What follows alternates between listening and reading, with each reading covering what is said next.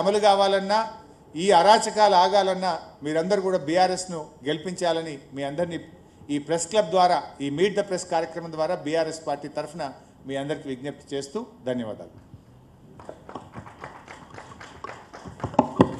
Thank you Harish Rao గారు. జూబ్లీస్ limit కావాలని కోరింది ఎందుకంటే హరీష్ రావు గారి నుంచి ఈ ప్రమాదం పొంచి ఉందని జూబ్లీస్ నుంచి మొదలు పెడితే ఢిల్లీ వరకు రాష్ట్ర ప్రభుత్వ వైఫల్యాలు, బీజేపీ కాంగ్రెస్ బంధం గురించి చాలా వివరంగా చెప్పారు. ఇప్పుడు క్వశ్చన్ అవర్ స్టార్ట్ చేద్దాం. సమన్వయకర్తగా మొదటి క్వశ్చన్ నేను వేయాలనుకుంటున్నాను. మీరు కాంగ్రెస్ మీద ఆరోపణలు, కాంగ్రెస్ మీద విమర్శలు, కాంగ్రెస్ మీద ఏ ఆరోపణలు చేసినా సీఎం రేవంత్ రెడ్డి నుంచి మొదలుకొని పిసిసి ప్రెసిడెంట్ మహేష్ కుమార్ గౌడ్ నుంచి మొదలుకొని కింది స్థాయి కాంగ్రెస్ కార్యకర్తలు ఒకటే క్వశ్చన్ ఇస్తున్నారు. మీ ఆరోపణలు చేసే ముందు మీ ఇంటి ఆడబిడ్డ కవిత చేసిన ఆరోపణల మీద మీరు ముందు సమాధానం చెప్పాలని అంటున్నారు, జూబ్లీస్ ఎన్నికల్లో కానీ ఇతర వేదికల మీద కానీ. సో కాంగ్రెస్కు చెప్పుకోవడానికి ఏమి లేక ఇలాంటి రాజకీయాలు మాట్లాడుతూ ఉన్నారు. నిజంగా జూబ్లీస్ ఎన్నికల్లో మీరు ఏం చేస్తారో అభివృద్ధి గురించి చెప్పండి. ప్రజలకు మీరు 2 సంవత్సరాల్లో మీరు చేసిన 6 గ్యారెంటీల అమలు గురించి చర్చించండి. గతంలో కూడా చాలా వచ్చినాయి ఇటువంటివి. మీ కాంగ్రెస్ పార్టీలో ఉన్నప్పుడు కూడా మీ కాంగ్రెస్ పార్టీ నాయకులే ఈరోజు కొండా సురేఖ గారి బిడ్డ ఏం మాట్లాడుతుంది దానికి సమాధానం చెప్పమని రేవంత్ రెడ్డిని. కొండా సురేఖ సతీమణి క్యాబినెట్ మంత్రి బిడ్డ ఏమని చెప్పింది? గన్ను రేవంత్ రెడ్డే పంపిండు, తుపాకీ రేవంత్ రెడ్డే పంపి భయపెట్టి వసూళ్లు చేయించిండు అని చెప్పింది. అమ్మ ఫైల్ మీద సంతకం పెడితే జపాన్లో ఉన్న ముఖ్యమంత్రి ఫైల్ తెప్పించుకున్నాడు అని చెప్పింది. మరి దాని మీద రేవంత్ రెడ్డి ముందు సమాధానం చెప్పి, you are the chief minister కదా, నీ క్యాబినెట్ మంత్రి బిడ్డనే నీ మీద ఆరోపణలు చేసింది, తుపాకీ నువ్వే పంపినావని.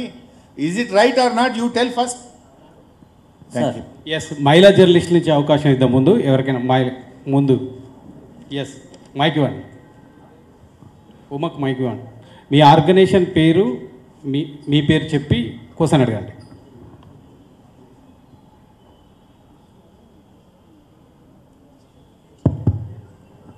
సార్, నా పేరు ఎన్నుమాదేవి, ఇండిపెండెంట్ జర్నలిస్ట్.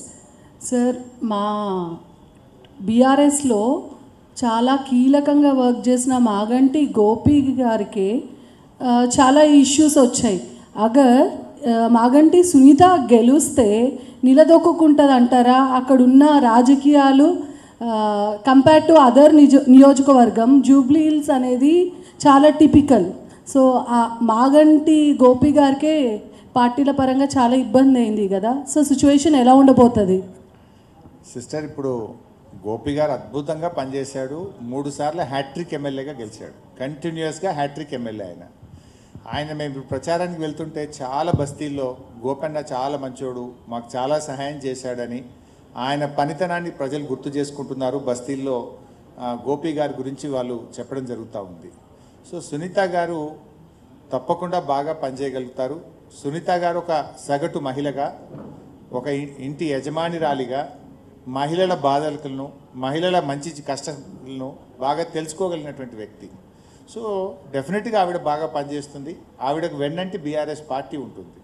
మేమందరం కూడా వారికి చేదోడు వాదోడుగా ఉంటాం. తప్పకుండా ఒక మహిళగా తన ప్రయత్నం తాను చేయడంతో పాటు whole party will be with us. Yes sir, Ravikumar, Namaste Telangana. Sir, రేపు సాయంత్రంతో ప్రచారం ముగుస్తుంది. ఇప్పటిదాకా మనం కాంగ్రెస్ వల్ల కూడా ఏది గూండా రాజ్యం ఇది అంటున్నారు. ప్రచారం ముగిసి 48 గంటలు ఉంటుంది. దీన్ని ఎలా ఎదుర్కోబోతుంది బీఆర్ఎస్?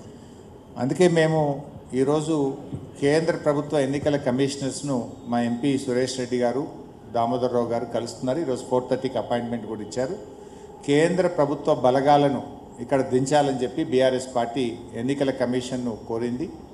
మేము రిటర్న్గా నిన్ననే పంపాము. ఈరోజు అపాయింట్మెంట్ కూడా ఇచ్చారు. సెంట్రల్ ఫోర్సెస్ని పంపాలని. ఎందుకంటే ఇవాళ పోలీసులు చాలా దుర్మార్గంగా వ్యవహరిస్తూ ఉన్నారు. మొన్న షేక్పేట్లో వహీద్ అని మా ముఖ్యమైన నాయకుడు, ఆయన ఇంట్లోకి చొరబడి ఆయన తల్లిగారి మీద, భార్య మీద కూడా మగ పోలీసులు రూడ్గా బిహేవ్ చేశారు. బెడ్రూమ్లోకి కూడా వెళ్ళారు. వాళ్ళ కుటుంబ సభ్యుల్ని రాత్రి ఎత్తుకుపోయారు. అంటే ఈ రకంగా ఇంత అమానవీయంగా విచ్చలవిడిగా పోలీసులు మహిళల పట్ల వ్యవహరిస్తూ ఉన్నారు. లిటరల్లీ మా నాయకులకు లోకల్ సిఐలు, ఏసీపీలు బెదిరింపులకు గురి చేస్తున్నటువంటి పరిస్థితి ఉంది. అందువల్ల కేంద్ర ప్రభుత్వం సెంట్రల్ ఫోర్సెస్ని ఇక్కడ దించాలని, మన దేశంలో ఎక్కడ చూడం, ముఖ్యమంత్రి డీజీపీకి అపాయింట్మెంట్ ఆర్డర్ ఇచ్చిండు. అసలు నేనైతే ఇప్పటివరకు చూడలే ఇన్నేళ్ల జీవితంలో ముఖ్యమంత్రి చేతుల మీదుగా అపాయింట్మెంట్ ఆర్డర్ అందుకుంటున్న డీజీపీ శివధర్ రెడ్డి. ఇది అన్ని పేపర్లలో ఫోటో ఐటమ్. ఇంకా ఆ డీజీపీ లా అండ్ ఆర్డర్ని ఏం ప్రొటెక్ట్ చేస్తాడు? ఆ డీజీపీ న్యాయంగా ఎక్కడ వ్యవహరిస్తాడు? అందువల్ల ఇవన్నీ విషయాలు కూడా ఎన్నికల కమిషన్కి చెప్పాం. సెంట్రల్ ఫోర్సెస్ ఆధ్వర్యంలో జూబ్లీ హిల్స్ ఎన్నిక జరపాలని మేము డిమాండ్ చేస్తూ ఉన్నాం. Yes ma'am. నమస్కారం సార్, నా పేరు మర్యాద రమాదేవి, బిగ్ టీవీ నుండి. సార్, పోలింగ్ పర్సంటేజ్ చూసుకున్నా గత 4 ఎన్నికల నుంచి కూడా 53% అనేది ఇప్పుడు దాటలేదు. అయితే ఈసారి చాలా అంచనాలు పెరిగిపోతున్నాయి, పోలింగ్ పర్సంటేజ్ చాలా పెరగబోతుందని. ఈ పోలింగ్ పర్సంటేజ్ అనేది ఎవరికి అనుకూలంగా ఉండబోతుంది అనుకుంటున్నారు? రమాదేవి గారు, మంచి క్వశ్చన్. జనరల్గా మనం పాస్ట్ రికార్డ్ ఎప్పుడు చూసినా పర్సంటేజ్ ఎప్పుడైతే బాగా పెరుగుతుందో అది ప్రభుత్వ వ్యతిరేక ఓటు. ప్రజల్లో కోపం ఉంటున్నప్పుడు, ప్రజల్లో ఒక కసి ఉన్నప్పుడు ఏమవుతుందంటే ఓటర్ వచ్చి ఆ ప్రభుత్వానికి వ్యతిరేకంగా ఓటేస్తాడు. ఇన్ జనరల్గా ఉమ్మడి ఆంధ్రప్రదేశ్లో కానీ తెలంగాణ ఏర్పడిన తర్వాత కానీ మనం ఎప్పుడు చూసినా పోలింగ్ పర్సంటేజ్ పెరిగిందంటే అది ప్రభుత్వ వ్యతిరేక ఓటు. ప్రజల్లో కోపం ఉన్నప్పుడు, ప్రజలకు ప్రభుత్వం మీద కసి, ఈ ప్రభుత్వం పోవాలి అన్నప్పుడు ప్రజలు పెద్ద ఎత్తున వచ్చి ఓటేయడం జరుగుతుంది. జూబ్లీ హిల్స్లో అదే జరగబోతుంది. I think first time record polling Jubilee హిల్స్లో జరగబోతుంది. రికార్డు మెజార్టీతో మా అభ్యర్థి సునీత గెలవబోతుంది. సార్, నేను మల్లికార్జున్ రెడ్డి, సాక్షి చీఫ్ రిపోర్టర్ని. మీరు కాంగ్రెస్ బీజేపీ ఒకటే, వాటి మధ్యలో ఒక ఫెవికాల్ బాండ్ ఉందని చెప్తున్నారు. ఈ మధ్యలో సీఎం రోడ్ షోలో ఒక కామెంట్ చేశారు. ఏంటి అంటే, కాళేశ్వరం సిబిఐ విచారణకి ఇచ్చినాము, నవంబర్ 11 లోపు వాళ్ళిద్దరు బీజేపీ బీఆర్ఎస్ ఒకటి కాకపోతే ఎఫ్ఐఆర్ నమోదు చేయాలని చెప్పేసి అన్నారు. దీని మీద మీ కామెంట్ ఏంటి? 2 ఏళ్ల నుంచి నువ్వేం చేసినావు?